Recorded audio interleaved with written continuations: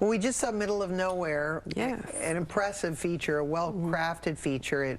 It won an award at Sundance. Best directorial. Yeah. And then going on to do Selma, which was like a Selma. Major movie. One of the things I loved about this movie, and we were talking about before, is it almost feels like a foreign film. Yes, like a European flavored film. Because of the quiet spaces, the mise-en-scene, and how she develops her character slowly in the arc, but the arc is sharp, and it's like, whoo. And it never gets loud.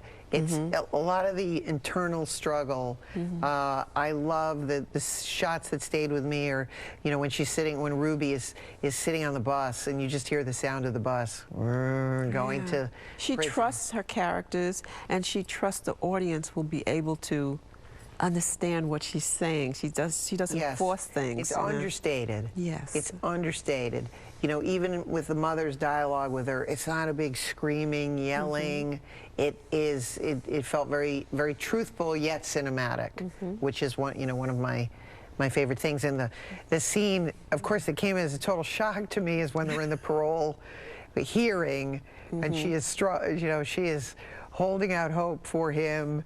And she quietly hears that he's had this relationship while she's in prison. And again, it's not a big explosion. She just takes it in on her face. Yeah. And you know that she's devastated. And I really was watching it. I was like, whoa, that is, without any violence.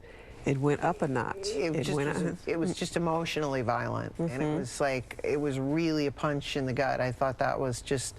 Oh, and there wasn't a big discussion about it either. Right, yeah. It just was, we knew, because we'd been following her, her face. It's that trust the director has already established with her audience and with her actors, that you get this in a major way. You've shifted. Everyone's world has shifted, including, you know, the actors. Emma Coronaldi's character Ruby had this major shift, and you don't have to, it's understated, as you said. It's like, wow, it gives you that quiet space to just kind of absorb it, like, oh, wow. Yes. And one of the things I was reading about her is that she said, Ava DuVernay said, I want to be defined as an African-American filmmaker.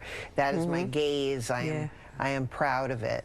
And I want to tell those stories. I want to tell the stories of African Americans, which she did so beautifully in Selma. Selma, yeah. There's no, we can be inclusive. It doesn't.